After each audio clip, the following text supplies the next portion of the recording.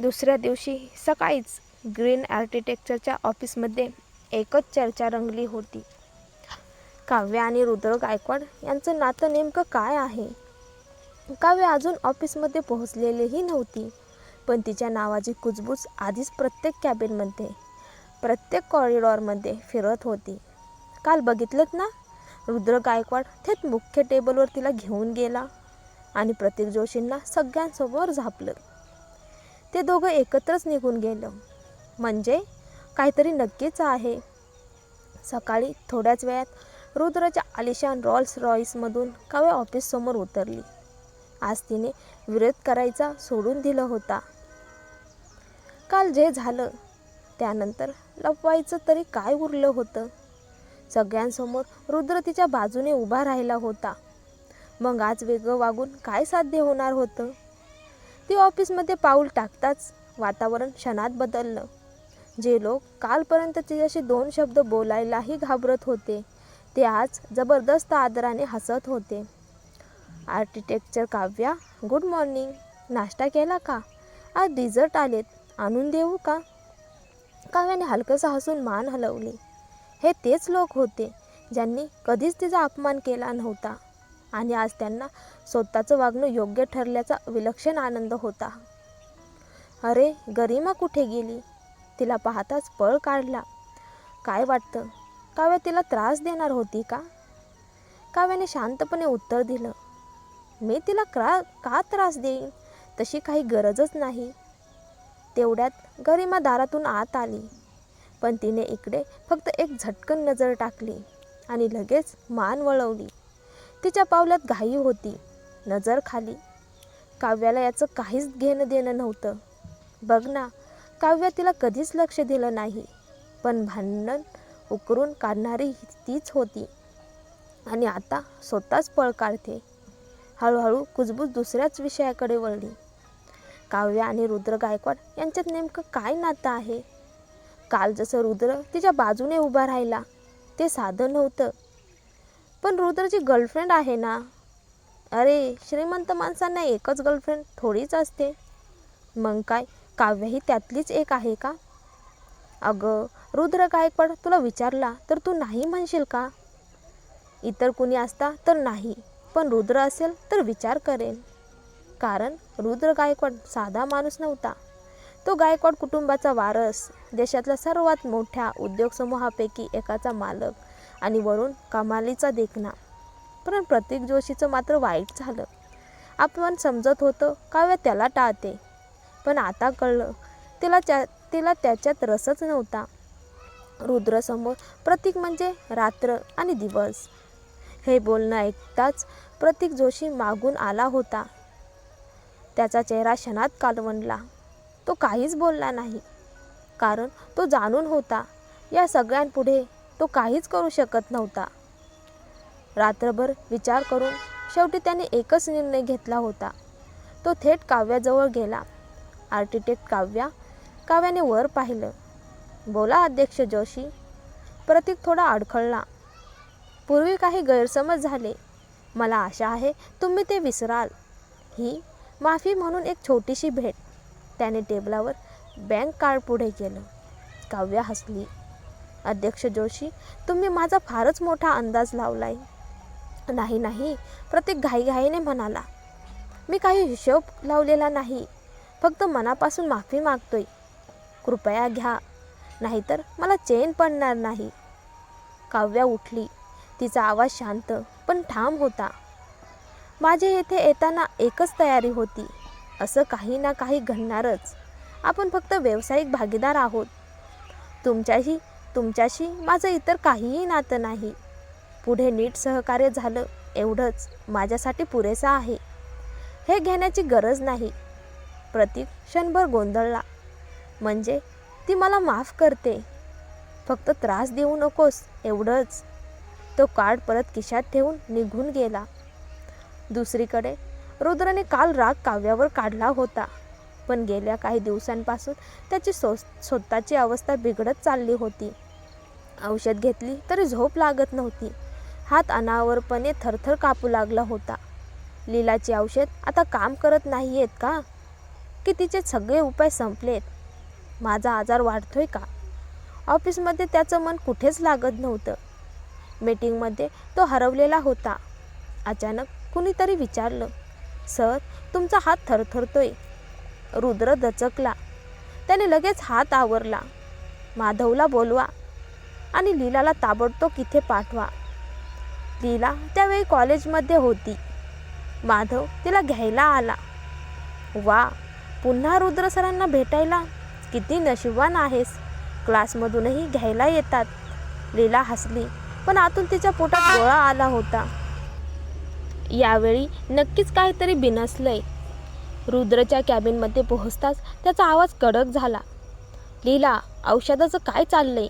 नवे उपाय शोधतेस म्हणाली होतीस ना? लीला गोंधळली. मी प्रयत्न करते. रुद्रचे डोळे अरुंद झाले.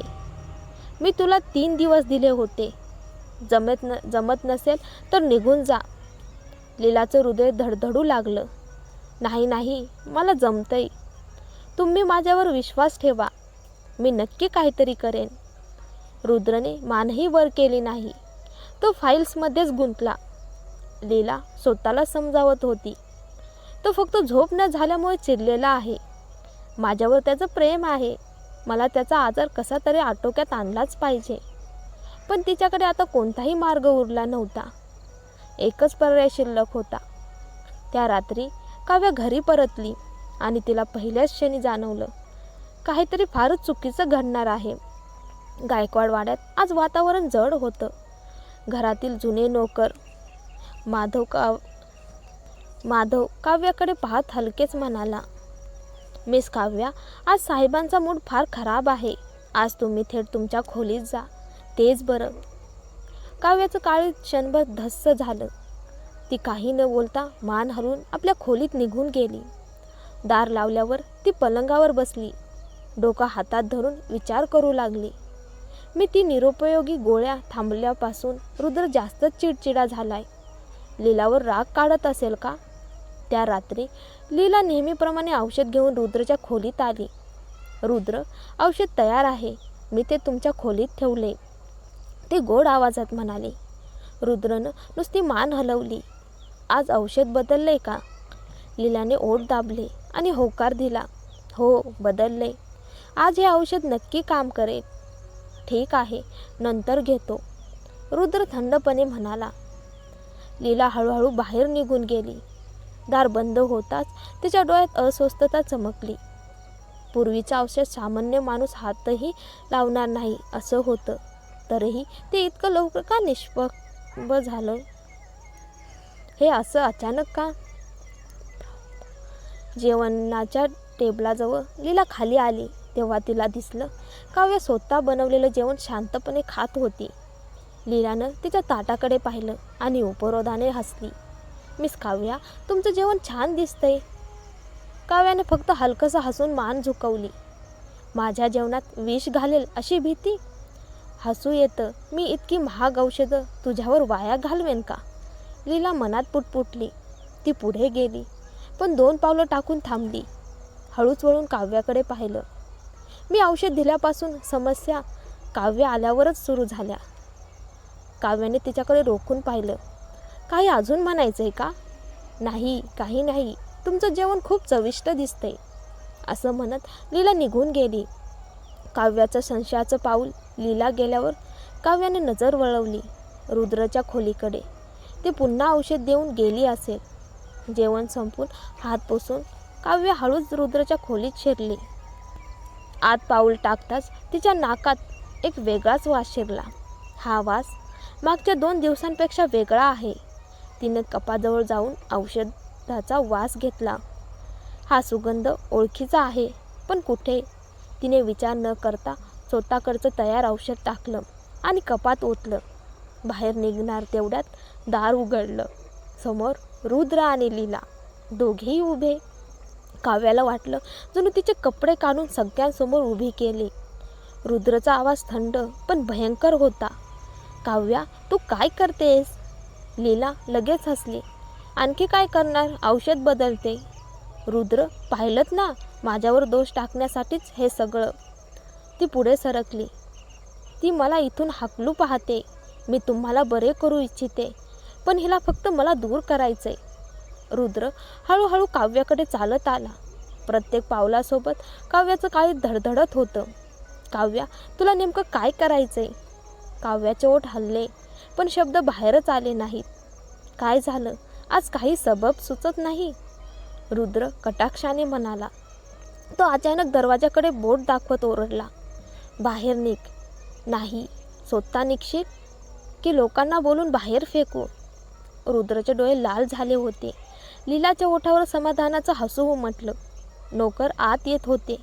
तेवढ्यात काव्याच्या हातातल्या औषधाच्या पिशवीतून एक तीव्र वास उठला आणि अचानक तिला सत्य उमगलं. ती रुद्रकडे वळली. रुद्र, मी तिला हाकलायचा प्रयत्न करत नाहीये. तिचं औषध चुकीचं आहे. लीला चिडून ओरडली. काव्या, तुला वेड लागलंय का? रुद्रला माहीत आहे मी काय औषध देते. तू माझ्यावर आरोप करू नकोस. काव्या थांबली नाही. ती औषधाची पिशवी वर धरत म्हणाली. तुम्ही खरंच औषध देता की ड्रग्स? लीलाचं काळी धस्स झालं. रुद्र हादरला. काय म्हणालीस? हे औषध नाही. काव्या ठामपणे म्हणाली. हे भ्रम निर्माण करणारं ड्रग्स आहे. सवय लावणारं, बेकायदेशीर. लीला घाबरून डोके हलवत म्हणाली. नाही, मी असं काही केलं नाही. हीच औषधात काहीतरी मिसळते. काव्या रुद्रकडे रोखून पाहत म्हणाली. तुम्ही घेतल्यावर झोप लागते, पण स्वप्न आणि वास्तव यात फरक कळत नाही. बरोबर ना? उठल्यावरही थकवा राहतो. रुद्रचं शरीर हादरलं. त्याच्या चेहऱ्यावर पहिल्यांदाच खरी भीती उमटली.